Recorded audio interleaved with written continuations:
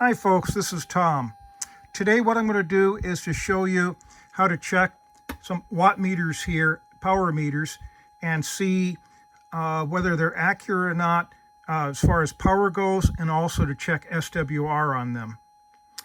Okay, the first thing we're going to do is we're going to go to the old faithful here, the Bird 43. As a supporting actor in the background here, we have the Motorola Radius VHF radio. I've got it on a 2-meter simplex channel right now. And what we're going to do is, it'll put out a little over 25 watts. We're going to check this on a 25 watt scale forward. And yeah, we're a little bit more than that. We're probably right around 30 watts or so. That's forward. And if we turn the slug around here, naturally, we're not going to see anything. See, the scale, the needle just barely moves, because it's about a 1-to-1 SWR. Okay, that's well and good now. Now what we're going to do is, if you notice, we have an N connector, an NT right here. There's a 50 ohm load right here. And I've got some other 50 ohm loads. Well, if you take a 50 ohm load, screw it on here in parallel with the other 50 ohm load, guess what? You wind up with a 25 ohm load. And what's a 25 ohm load? It's a 2-to-1 SWR. So if there's no power drop here, we should see 25 watts forward and about 2.5 reflected. But more than likely, there's going to be a self-protection circuit that kicks in. Why are we testing at 2-to-1? That's the usual power level, or I should say SWR level. That's a go, no-go point. If it's less than 2-to-1 SWR, which is about 11%, let's call it 10 here, it's a lot easier to see, then the load is quote-unquote good. If it's more than 2.0-to-1 SWR, it's considered bad. Okay, what we're going to do now is we're going to check for forward power. Forward power is about 17.5 watts. So yes, there was a self-protection circuit that kicked in there. So again, that's 17.5 watts there. I'm going to swap slugs real quick. I'm going to put one in there that's got a little bit better resolution. That's a 25 watt slug, and we're going forward here into this load right here. Okay, folks, I'm back. Now we have a 10 watt slug here, and we're going reverse, looking at reflected SWR back into the load. So that's 2 watts right there.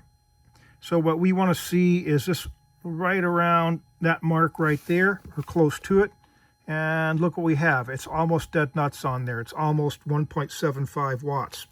So what that tells us is that we have 17.5 watts forward and 1.75 reflected at a 2-to-1 SWR.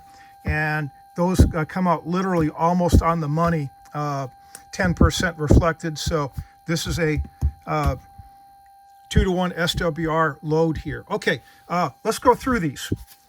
Today what we have is we have the very old, the Daiwa CN620. This is an HF, and it cuts off at about 150 megahertz. This is the CN103L, and this is actually a VHF UHF meter. So this goes 140 to 525 megahertz. And again, down here, we have the CN101L, and this is a 1.8 to 50 megahertz one, just like the CN620 is. And that's a CN101L again. Okay, let's go through these. Let's see what we do. Okay, here we go. We have 50 ohms here, and we have the CN620 on the 20 watt scale. And there we go. So it goes a little off the end of the scale, not by much. So it's reading a little bit low.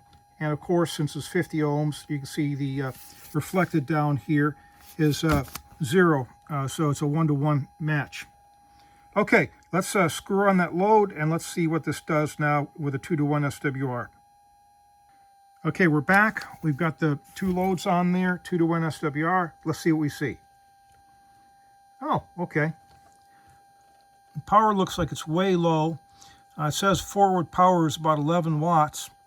But as far as SWR goes, It's not bad. It says it's about 1.9 to 1. So power is off on this. Again, this is primarily an HF unit, and we're right at the hairy edge here, just under 150. So power is off considerably, but the SWR is right on the money. Let's go to the next meter.